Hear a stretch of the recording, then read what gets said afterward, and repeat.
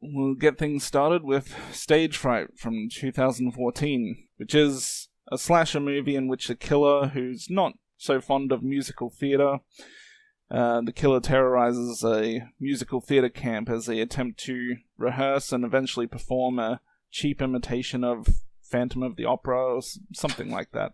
I guess one of the first things I need to say is that I'm not really a fan of musicals in any shape or form. I find it very difficult to enjoy any musical outside of maybe Grease 1 and 2, which I think are okay movies. I don't mind watching them. I don't necessarily watch them specifically for the music, but I would say 95% or maybe more of musicals that I've ever watched I just couldn't stand. So that made it a very difficult watch in that sense. I think the thing about this movie is that the slasher aspect of it is okay, but the musical portion of the movie is just so overwhelming. You know, they're dancing around, and some of the songs are maybe a little amusing, but not enough to really, you know, because this is a comedy horror movie, or at least that's what it's listed as. I didn't really do a whole lot of laughing during this movie, so the comedy aspect of it didn't really do much for me either. But, you know, there's earlier on there may have been a few giggles. You know, they're singing, dancing, and prancing around. One dude's going, I'm gay, but not in that way. And, another guy, I'm actually gay. Yeah. Well, I'm sitting there thinking, as soon as he's singing all this, I'm like, you're gay in every possible way. Yeah, so this one I've seen before, maybe about 2 or 3 years back. I actually liked it a lot more the first time I saw it than I do now. I'm personally okay with musicals. I do think both Sweeney Todd, the Demon Barber of what was that? That Sweeney Todd movie. Forget the whole name. Fleet Street.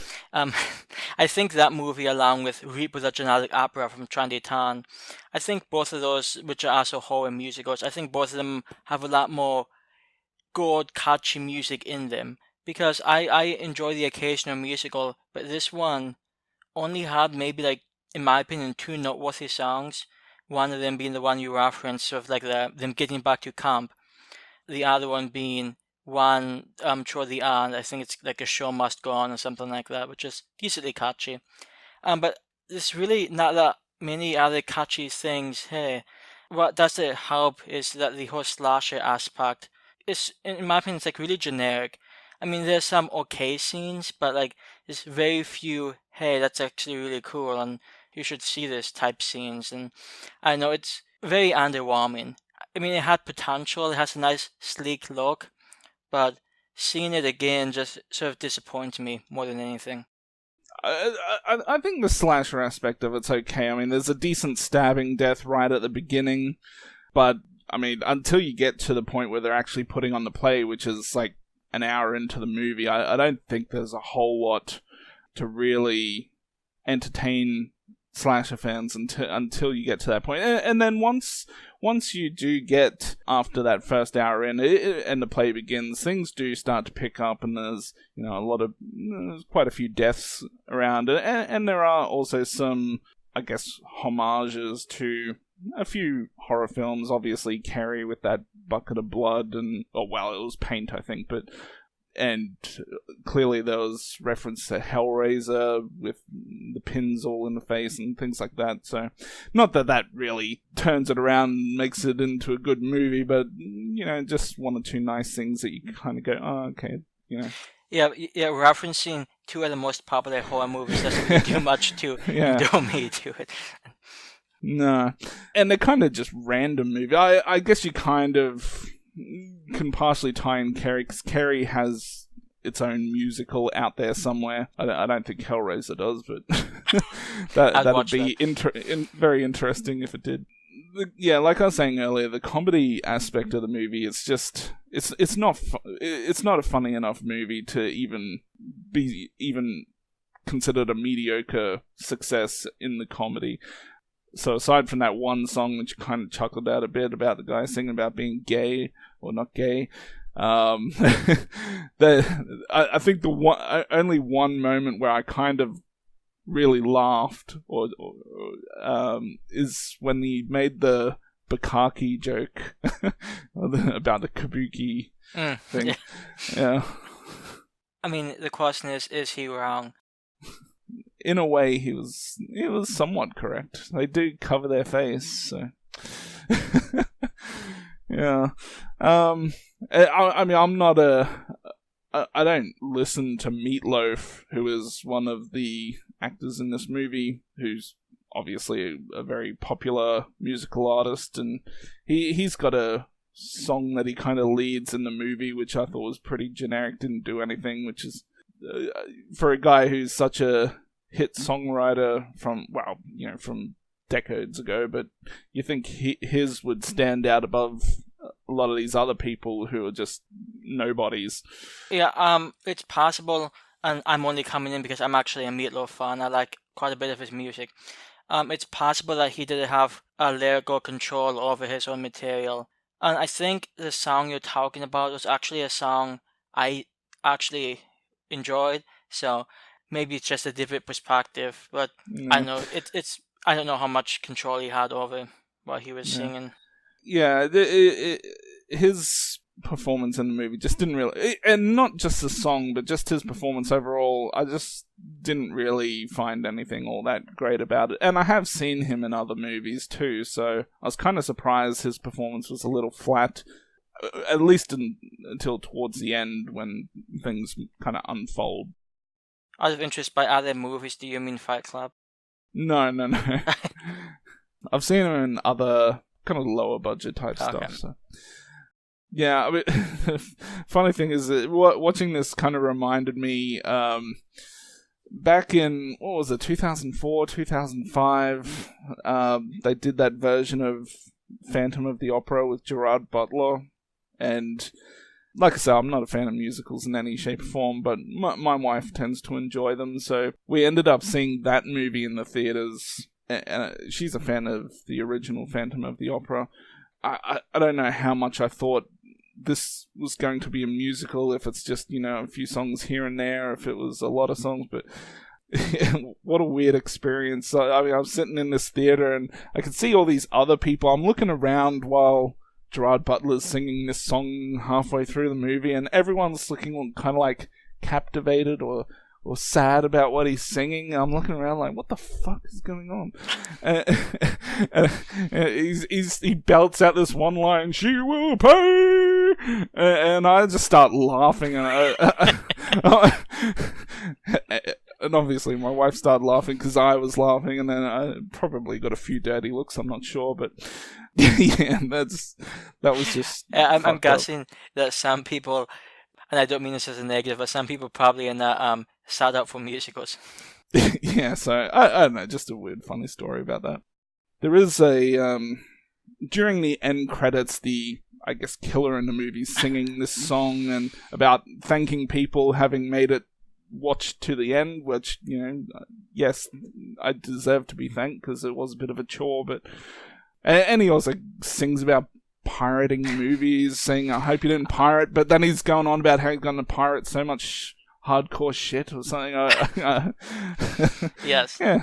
That was probably the best, well, not best, but at least that was a little amusing, but too bad it happens right when the movie's finished. Yeah, I didn't even have room to be personally offended because I actually did not pirate this movie this time, so. Yeah. I think my big issue with the killer in this, and I know it's like a sort of a comedy, horror type thing, but the killer has like a bunch of like these stupid lines after each kill, and he has this like over the top like matter voice, and I don't know, it just sort of bugged me. There's like sound going on and he's screaming, "Shut the fuck up!" It's just I don't know, like I didn't care much for even the identity of the killer once that's discovered. I mean, I feel like it could have been okay if they went a different route about it, but as the movie, actually was, I just didn't much care for the conclusion, or much of it, to be honest. But I guess on the upside, there were some somewhat cute women here. I kept getting one of the main ones confused with Dakota. Is it Dakota Johnson? The one from the new Suspiria and 50 Shades of Grey movies. Believe it or not, I've never seen a 50 Shades of Grey movie. You know, you may have. I mean, that's a movie that gets made fun of and memed and all kinds of stuff. You probably see the trailers everywhere when it was coming out, and like even through ads on Facebook or through YouTube, they might play an ad or show something here and there. Actually, yeah, I'm looking at her face now, and she does sort of remind me of the main girl in that one. Yeah. When I was just kind of explaining the basic plot of this movie to my wife, who also watched it, well, she watched parts of it. You know, I mentioned that, okay, so the killer apparently doesn't like musical theater, and that's why he's killing all these people. So she's like, so basically, it's a movie in which you're the killer. Because, it pretty much describes me in musicals, so. But I guess in saying that, it's a bit silly that the killer starts singing his own songs. I mean, you hate musical theater, what the fuck are you singing for? It's possible that musical theater made him gay. Yeah, well, he's gay, but not in that way. Yeah, so, you know, it's a movie I tried to watch once before. I didn't make it all the way through, and I'm not sure if that's... I'm pretty sure it's because it wasn't doing anything for me, but yeah, I finally got through it this time, and I thought the slasher aspect of it was okay, but the musical portion is just overwhelming. That's the part of the movie that really takes center stage, so to speak, and that's a part that I didn't really care for. So, while I think there are parts to this movie, especially the last half hour, where I could watch it and at least be somewhat entertained by that, I can't see myself ever wanting to watch that first hour again, so I'm just going to give this one a 5 out of 10, which may even be generous, but still a very below average score. Yeah, like I said, when I first saw this movie, I liked it quite a bit more than I do now. I just get a very generic vibe from most aspects of this. The musical part is disappointing coming from somebody who, thinks that it could be potential in a musical slasher, but this movie didn't quite have what I was looking for. And I don't know, just not much in this movie really does a whole lot for me. And to be honest, I think a lot of this is pretty much forgettable. The only reason that people are going to talk about stage fright in like 10 years is because, it's that one horror musical that nobody talks about anymore. And it's just a very underwhelming movie. It's, in my opinion, disappointing and generic, and I'm just going to give this a below average rating of 6 out of 10 just because it's a slasher. Now, obviously, a lot of horror fans would be aware of a movie called Stage Fright from the 80s, and when I don't even think I read the plot of this one before I started. When I first tried to watch it, I went into it thinking, hey, is this like a remake of that movie? But and obviously it's not. So that's what I was kind of going into the movie expecting, like a remake of that movie, and then suddenly, 5 minutes in there dancing around and talking about not being gay, and I'm like, what the fuck? To be fair, in the first 5 minutes of Stage Fright from the 80s, there's a lot of dancing there too. Oh, yeah. But it's certainly nothing like this. No.